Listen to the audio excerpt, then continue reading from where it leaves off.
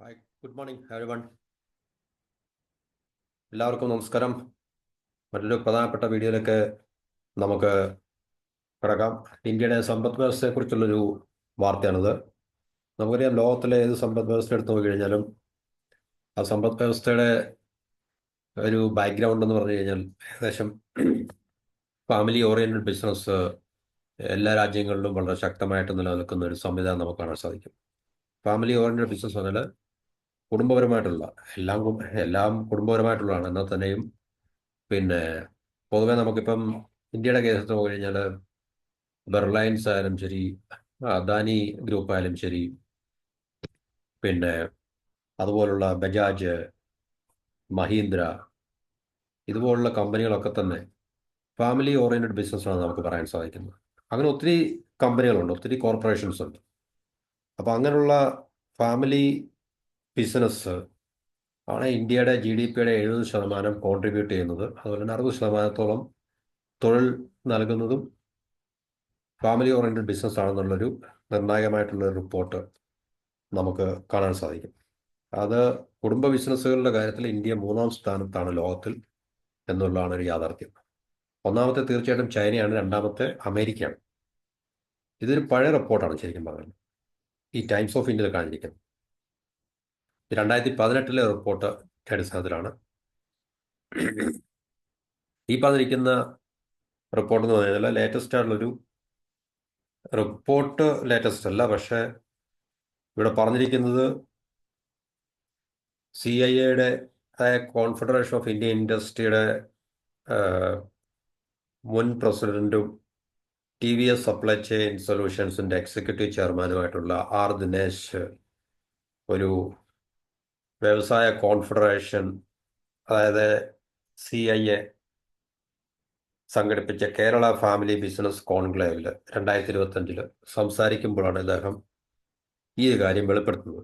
ഒരുപക്ഷെ അത് ഈ റിപ്പോർട്ടിനെ അടിസ്ഥാനമാക്കിയായിരിക്കാം, അറിയില്ല, അത് പറഞ്ഞിട്ടില്ല. അപ്പം ഇത് ഇന്ത്യ റാങ്ക്സ് തേർഡ്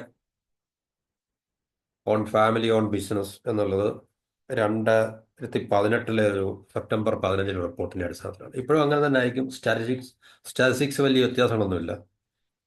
അന്നത്തെ കണക്കനുസരിച്ച് 111 കമ്പനീസ് ഫാമിലി ഓൺഡ് ബിസിനസ്, കുടുംബങ്ങൾ കൈകാര്യം ചെയ്യുന്ന $839 ബില്യൺ മാർക്കറ്റ് ക്യാപിറ്റലൈസേഷൻ. ഇന്നതൊക്കെ തീർച്ചയായിട്ടും മാറിയിട്ടുണ്ടായിരിക്കും. 839 ബില്യൺ എന്ന് പറയുമ്പോൾ ഏകദേശം ഇപ്പം 2018, ഇപ്പം 6 വർഷം കഴിഞ്ഞു. അത് $1 ട്രില്യൺ മാർക്കറ്റ് ക്യാപിറ്റലൈസേഷൻ ഒക്കെ ആയി കാണും തീർച്ചയായിട്ടും. അപ്പം ഇന്ത്യ ചൈനയും അമേരിക്കയും കഴിഞ്ഞാൽ, അന്ന് ചൈനയ്ക്ക് 159 ഫാമിലി ഓൺഡ് ബിസിനസ് ഉണ്ടായിരുന്നു, അമേരിക്കയിൽ 121 ഫാമിലി ഓൺഡ് ബിസിനസ് ഉണ്ട്. അമേരിക്കയിലൊക്കെ ഇതൊക്കെ വളരെ സ്ട്രോങ് ആണ്. കാരണം നമുക്കറിയാം, അവിടെയുള്ള ഒട്ടുമിക്ക കോർപ്പറേഷൻസ് എല്ലാം ഒക്കെ തന്നെ സ്ട്രോങ് ആയിട്ടുള്ള ഫാമിലി ബാക്ക്ഗ്രൗണ്ടിലാണ്, ഫാമിലി ഓറിയന്റഡ് ബിസിനസ്സാണ്. 2006 ശേഷം 13.9% annual average share price Indian family own business generate ചെയ്തിട്ടുണ്ട്. അപ്പം നോൺ ഫാമിലി ഓൺഡ് ബിസിനസ്സിനേക്കാളും compared to 6%, non family own business 6% generate ചെയ്യുമ്പോൾ അവർ 13.9% ജനറേറ്റ് ചെയ്യുന്നുണ്ട് എന്നാണ് പറയുന്നത്. അപ്പം ഇത് 2018 റിപ്പോർട്ടാണ്. അത് CSRI credit Swiss family 1000 in 2018 study അനുസരിച്ചാണ് ഈ റിപ്പോർട്ട്. അപ്പോൾ ഒരുപക്ഷെ ആ റിപ്പോർട്ടിനെ കോട്ട് ചെയ്തായിരിക്കും ഈ പറഞ്ഞ വ്യക്തി ദിനേശ് പറഞ്ഞിരിക്കുന്നത്. അത് കൊച്ചിയിലെ ഒരു ഫാമിലി ബിസിനസ് കോൺക്ലേവിൽ സംസാരിക്കുമ്പോഴാണ് അദ്ദേഹം ഈ ഒരു സ്റ്റാറ്റിസ്റ്റിക്സ് റിവീൽ ചെയ്തത്. അപ്പോൾ ഇന്ത്യയിലെ 80% ബിസിനസ് കുടുംബങ്ങളിലാണ്, ചെറുതും വലുതുമായിട്ടുള്ള ബിസിനസ്സുകളുടെ കാര്യമാണ് പറയുന്നത്. രാജ്യത്തെ മൊത്തം ബിസിനസ്സുകളിൽ 80% കുടുംബ ഉടമസ്ഥതയിലുള്ളതാണ്. അതുപോലെ തന്നെ തൊഴിൽ നൽകുന്നതിൽ, അല്ലെങ്കിൽ മൊത്തം തൊഴിലേർപ്പെട്ടിരിക്കുന്നതിൽ 60%-ത്തിൽ കൂടുതൽ പേർക്കും തൊഴിൽ നൽകുന്നത് ഇത്തരം ഫാമിലി ഓൺഡ് ആയിട്ടുള്ള അല്ലെങ്കിൽ കുടുംബ ബിസിനസ്സുകളാണെന്നാണ്.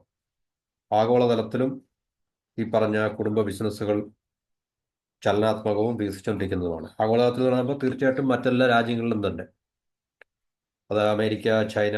ചൈനയാണ് നമ്പർ 1 തീർച്ചയായിട്ടും. അതിനകത്ത് നമുക്ക് സർപ്രൈസിംഗ് ആയിട്ടുള്ള എലമെന്റ് ഒന്നുമില്ല. 2018 കണക്കനുസരിച്ച് 159 ഫേംസ് ചൈനയിൽ, ഇന്ത്യയിൽ 111 ഫേംസ് ആയിരുന്നു, അമേരിക്കയിൽ 121 ഫേംസ് ഫാമിലി ഓറിയന്റഡ് ആണ്. അപ്പം ജപ്പാൻ ഒഴികെ നോൺ ജപ്പാൻ ഏഷ്യൻ റീജിയൻ എടുത്ത് നോക്കുമ്പോൾ അത് ചൈനയാണ് മുമ്പിൽ, ഇന്ത്യ രണ്ടാമതും ഹോങ്കോങ് മൂന്നാമതുമാണെന്നാണ് ആ റിപ്പോർട്ട് അനുസരിച്ച് പറയുന്നത്.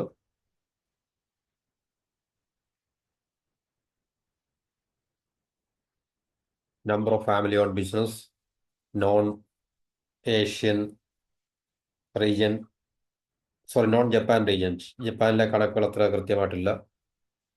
അപ്പം ഏകദേശം China, US, India, Hong Kong, India കഴിഞ്ഞ് ഹോങ്കോങ് ആണ്, പിന്നെ ഫ്രാൻസ് ആണ് 45 ഫേംസ്. അത് കഴിഞ്ഞ് പിന്നെ മറ്റ് പല രാജ്യങ്ങൾ, കൊറിയ വരുന്നുണ്ട്, ഇന്തോനേഷ്യ ഉണ്ട്, മലേഷ്യ ഉണ്ട്, ഫിലിപ്പീൻസ് ഉണ്ട്, തായ്ലൻഡ് ഉണ്ട്. 11 മാർക്കറ്റിനെ, നോൺ ജപ്പാൻ ഏഷ്യൻ റീജിയന്റെ 11 മാർക്കറ്റിനെ ബേസ് ചെയ്താണ് റിപ്പോർട്ട് തയ്യാറാക്കിയിരിക്കുന്നത്. ഇപ്പം ഏകദേശം $4 ട്രില്യൺ മാർക്കറ്റ് ക്യാപിറ്റലൈസേഷൻ കവർ ചെയ്തിട്ടുണ്ട് ഈ മൊത്തം രാജ്യങ്ങളിലേക്ക്. അപ്പൊ എല്ലാ രാജ്യത്തും ഈ ഒരു ട്രെൻഡ് അല്ലെങ്കിൽ ഈ ഒരു പ്രവണത വളരെ ശക്തമാണ്. അപ്പം ബാക്കിയുള്ള അതിന്റെ സ്റ്റാറ്റിസ്റ്റിക്സ് ഒക്കെ ഉണ്ട്, അത് നമുക്ക് തൽക്കാലം വിടാം. അപ്പൊ ഇതാണ് ഇന്ത്യയെ സംബന്ധിച്ച്. ഇന്ത്യ 3-ാം സ്ഥാനത്താണ്. ഇനി അത് തീർച്ചയായിട്ടും വളർന്നു വരാനുള്ള, ഈ എണ്ണത്തിൽ കൂടുതൽ ഉണ്ടാകാനുള്ള സാധ്യത നമുക്ക് തള്ളിക്കളയാൻ സാധിക്കത്തില്ല. അപ്പൊ 80%, അതായത് നമ്മുടെ ടോട്ടൽ ഇന്ത്യൻ എക്കോണമിയിൽ ബിസിനസ് ചെയ്യുന്നതിൽ 80% കുടുംബ ഉടമസ്ഥതയിലുള്ളതാണ്. 60% തൊഴിൽ നൽകുന്നതും ഇവരാണ്. അതിൽ ആഗോളപരമായിട്ട് നോക്കുമ്പോൾ തന്നെ ഈ ഒരു പ്രവണതയ്ക്ക് അല്ലെങ്കിൽ ഈ ഒരു ട്രെൻഡിന് വളരെ ഡൈനാമിക് ആയിട്ടുള്ള, ചലനാത്മകമായിട്ടുള്ള മാറ്റങ്ങൾ ഉണ്ടാകുന്നുണ്ട് എന്ന് പറഞ്ഞു. അപ്പൊ ഇതിനകത്തില് പിന്നെ ഇന്ത്യയെ സംബന്ധിച്ച് ഇത്തരം ഫാമിലി ബിസിനസ്സുകൾ കൂടുതൽ പ്രൊഫഷണലൈസേഷൻ, അതുപോലെ തന്നെ ടെക്നോളജിയെ കൂടുതൽ സ്വീകരിക്കുന്നത്, അതുപോലെ തന്നെ പ്ലാനിങ്, ആസൂത്രണം, ഇതുപോലുള്ള കാര്യങ്ങളിൽ കൂടുതൽ ശ്രദ്ധ ചെലുത്തുന്നത്. അപ്പൊ അതിൻ്റെയൊക്കെ അഭാവം ഉണ്ട് എന്നുള്ളൊരു ഇൻഡയറക്റ്റ് ആയിട്ടുള്ള മെസ്സേജാണ്. അപ്പൊ ഇത്തരം കാര്യങ്ങളിൽ ശ്രദ്ധ കേന്ദ്രീകരിക്കുന്നത് ഇതുപോലുള്ള ബിസിനസ്സുകൾക്ക് കൂടുതൽ വളർച്ച കൈവരിക്കാൻ സാധിക്കും എന്ന് ദിനേശ് പറയുന്നുണ്ട്.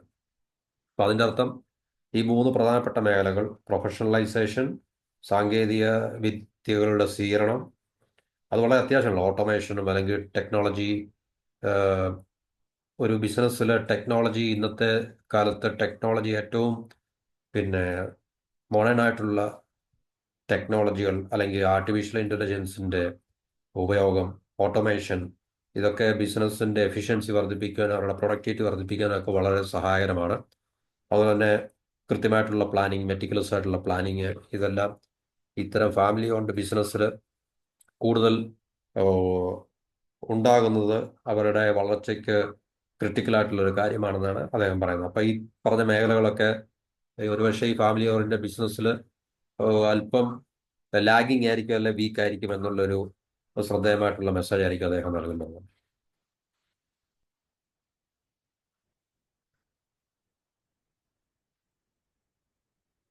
പിന്നെ പറയുന്നത്, ഇന്ത്യ ഇക്കാര്യത്തിൽ 3-ാമത്തെ വലിയൊരു ശക്തിയാണ്. ആദ്യത്തെ ചൈനയാണ്, രണ്ടാമത് അമേരിക്ക, അത് കഴിഞ്ഞിട്ടാണ് ഈ പറഞ്ഞ 3-ാമത്തെ സ്ഥാനം ഇന്ത്യ കൈവരിച്ചിരിക്കുന്നത്.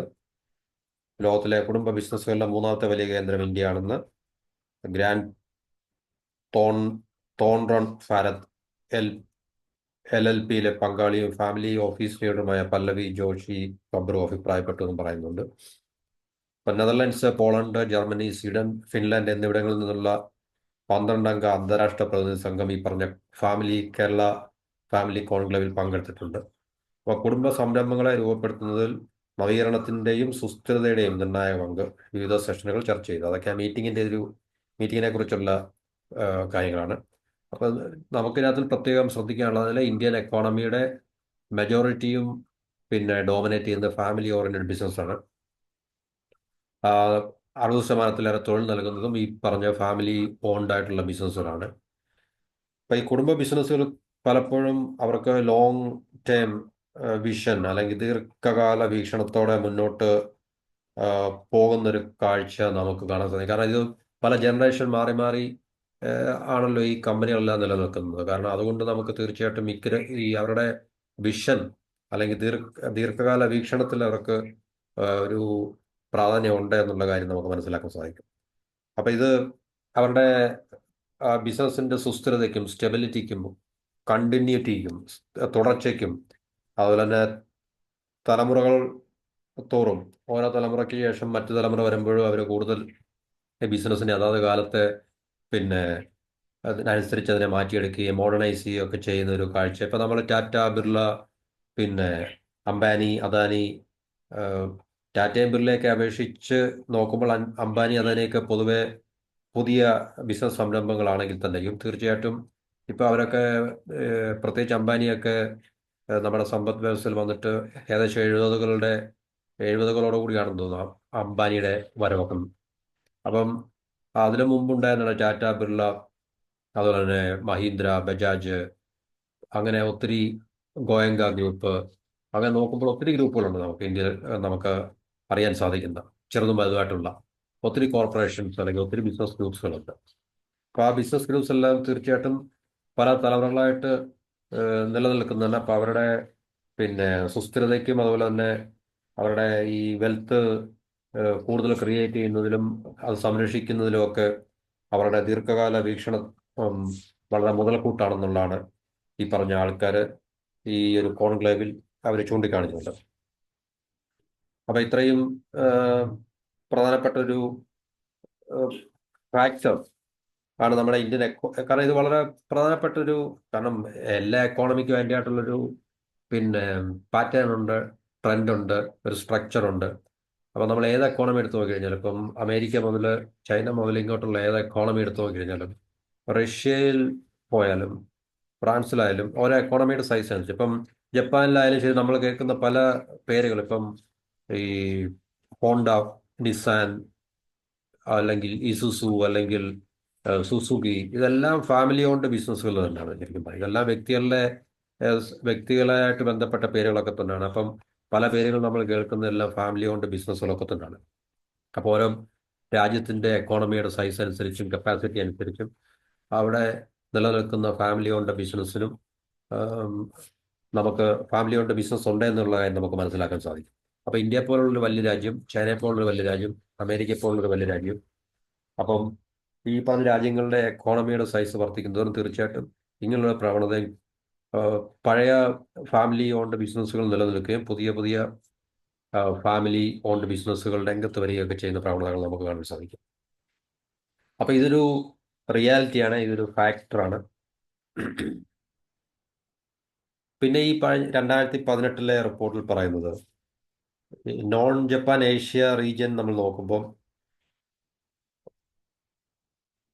30 ബെസ്റ്റ് 50% കൂടുതൽ ഉള്ള കമ്പനികൾ എടുത്ത് നോക്കുമ്പോൾ അതിൽ ഏറ്റവും 30 കമ്പനികൾ, പ്രധാനപ്പെട്ട കമ്പനികൾ, ബെസ്റ്റ് പെർഫോമിംഗ് കമ്പനീസ് ഇന്ത്യയിൽ നിന്നാണ്. അത് കഴിഞ്ഞിട്ടേ ഉള്ളൂ ചൈന വരുന്നത്. മലേഷ്യ 3ാം സ്ഥാനത്താണ്. 30 best performing companies are from India, followed by 1/3 from China. Malaysia occupies third place, 3 companies ആണ്. കൊറിയ, പിന്നെ ഇന്തോനേഷ്യ ആണ് പിന്നീട് വരുന്ന കമ്പനികൾ. അപ്പം തീർച്ചയായിട്ടും ഈ ഫാമിലി ഓൺഡ് ബിസിനസ് ആണെന്ന് പറഞ്ഞു കഴിഞ്ഞാൽ തന്നെയും അവർ വളരെ കൃത്യമായിട്ടുള്ള ദീർഘവീക്ഷണത്തോടും വളരെ കൃത്യമായിട്ടുള്ള പദ്ധതികൾ, മെറ്റിക്കുലസ് ആയിട്ടുള്ള പ്ലാനിങ്, അതുപോലെ തന്നെ കെട്ടുറപ്പോടും ഒക്കെ കൂടി തന്നെയാണ് അവർ ഫാമിലി ഓൺഡ് ബിസിനസ്സുകൾ മാനേജ് ചെയ്യുന്നതും അല്ലെങ്കിൽ റൺ ചെയ്യുന്നതൊക്കെ തന്നെ. അപ്പം അതുകൊണ്ട് തന്നെ ഇന്ത്യയിലെ ഈ പറഞ്ഞ മേഖലകളിൽ നോക്കുമ്പോൾ ഇന്ത്യയിലെ ഏറ്റവും പ്രധാനപ്പെട്ട കമ്പനികളെല്ലാം തന്നെ വളരെ ബെസ്റ്റ് പെർഫോമിംഗ് കമ്പനീസാണ്. അതുകൊണ്ടാണല്ലോ നിലനിൽക്കുന്നത്. ഇപ്പം ടാറ്റ ആയാലും ബിർള ആയാലും ഒക്കെ തന്നെ ഏകദേശം 100 വർഷത്തിന് മുകളിൽ പാരമ്പര്യമുള്ളതാണ്. ഇപ്പം മഹീന്ദ്ര, ബജാജ്, ഇതുപോലുള്ള, അതായത് നമ്മുടെ പ്രീ ഇൻഡിപെൻഡൻസ് ടൈമിൽ മുതൽ ഇവിടെ പ്രവർത്തിച്ചു വരുന്ന കമ്പനികളാണ് ഇതൊക്കെ തന്നെ. അവർ ഇത്രയും കാലം ഇന്ത്യൻ മാർക്കറ്റിലും ഗ്ലോബൽ മാർക്കറ്റിലും ഒക്കെ അവർ നിലനിൽക്കുന്നുണ്ടെങ്കിൽ തന്നെ തീർച്ചയായിട്ടും അവർ ഏറ്റവും ബെസ്റ്റ് പെർഫോമൻസ് അവൈലബിൾ ആയിട്ടുള്ള എൻവയൺമെൻറ്റിൽ ഏറ്റവും ബെസ്റ്റ് പെർഫോമൻസ് കാഴ്ചവെച്ചിട്ട് തന്നെയാണ്, പ്രത്യേകിച്ച് ഇന്നത്തെ കാലഘട്ടത്തിൽ ഗ്ലോബലൈസ്ഡ് ആയിട്ടുള്ള ഒരു വേൾഡിൽ തീർച്ചയായിട്ടും അവർക്ക് നിലനിൽക്കണമെങ്കിൽ ഗ്ലോബൽ സ്റ്റാൻഡേർഡിൽ തന്നെയും ഗ്ലോബൽ ക്വാളിറ്റി അല്ലെങ്കിൽ ഗ്ലോബൽ ക്രൈറ്റീരിയ അനുസരിച്ച് പ്രവർത്തിച്ചാൽ മാത്രമേ അവർക്ക് നിലനിൽക്കാൻ സാധിക്കത്തുള്ളൂ. അപ്പോൾ അതുകൊണ്ട് തന്നെയാണ് ഈ കമ്പനികളെല്ലാം തന്നെ നിലനിൽക്കുന്നത്. അപ്പോൾ തീർച്ചയായിട്ടും ഏറ്റവും കൂടുതൽ ബെസ്റ്റ് പെർഫോമിംഗ് ആയിട്ടുള്ള കമ്പനീസ് ഇന്ത്യയിൽ നിന്നാണ്, പിന്നെ രണ്ടാമത് ചൈന, മലേഷ്യയാണ് മൂന്നാമത് വരുന്നത്. അപ്പോൾ ഇതാണ് ഇന്ത്യൻ സമ്പദ് വ്യവസ്ഥയെക്കുറിച്ച് നമുക്ക് ഇപ്പോൾ പറയാൻ പറ്റുന്ന ഒരു ലേറ്റസ്റ്റ് ആയിട്ടുള്ളൊരു റിപ്പോർട്ട് എന്ന് പറയുന്നത്. ലേറ്റസ്റ്റ് എന്ന് പറഞ്ഞാൽ ഈ ഒരു കോൺക്ലേവിൽ സംസാരിച്ചാണ് ഈ കാര്യത്തെക്കുറിച്ച്. ഈ ടൈംസ് ഓഫ് ഇന്ത്യ റിപ്പോർട്ട് 2018 വന്ന റിപ്പോർട്ടാണ്. അപ്പോൾ ഇപ്പോഴും ഈ സ്റ്റാറ്റിസ്റ്റിക്സ് നമ്പർ 1 പൊസിഷൻ ചൈനയുടെയും നമ്പർ 2 അമേരിക്കയും നമ്പർ 3 ഇന്ത്യയും തന്നെയാണ് കൈവരിച്ചിരിക്കുന്നത്. അപ്പോൾ അതിൽ മാറ്റങ്ങളൊന്നുമില്ല. പക്ഷേ ഫാമിലി ബിസിനസ്സിൻ്റെ എണ്ണത്തെക്കുറിച്ച് നമുക്കത് കൃത്യമായിട്ട് ഒന്ന് സെർച്ച് ചെയ്ത് മനസ്സിലാക്കിയതിന് ശേഷം മാത്രമേ പറയാൻ പാടുള്ളൂ. 2018 കണക്കെന്ന് വെച്ചാൽ ഇന്ത്യയിൽ 111, ചൈന 159, അമേരിക്കയിൽ 120, 121 ഫാമിലി ഉണ്ട്, ബിസിനസ്സുണ്ട്. അത് പ്രധാനപ്പെട്ട ബിസിനസ്സുകളുടെ എണ്ണമാണെന്നാണ് ശരിക്കും പറഞ്ഞാൽ. പ്രധാനപ്പെട്ട റിപ്പോർട്ട് ചെയ്യപ്പെട്ട അല്ലെങ്കിൽ പ്രധാനപ്പെട്ട ബിസിനസ്സുകളുടെ എണ്ണമാണ് ശരിക്കും പറഞ്ഞത്. അപ്പോൾ ഇതാണ് നമ്മുടെ സമ്പദ് വ്യവസ്ഥയെക്കുറിച്ച് ഏറ്റവും പ്രധാനപ്പെട്ട ഒരു, പിന്നെ നമ്മുടെ സമ്പദ് വ്യവസ്ഥയുടെ അവസ്ഥയും അല്ലെങ്കിൽ ഒരു പാറ്റേൺ അല്ലെങ്കിൽ സ്ട്രക്ചർ എന്ന് പറയുന്നുണ്ട്. അപ്പോൾ എല്ലാവർക്കും ഒരിക്കൽ കൂടി ഗുഡ് മോർണിംഗ്, ഒരിക്കൽ കൂടി നന്ദി, നമസ്കാരം. ചാനൽ സപ്പോർട്ട് ചെയ്യുക, സബ്സ്ക്രൈബ് ചെയ്യുക. മറ്റൊരു വീഡിയോയുമായി കാണുന്നവരെ എല്ലാവർക്കും good bye, have A wonderful day. Thank you for watching and listening.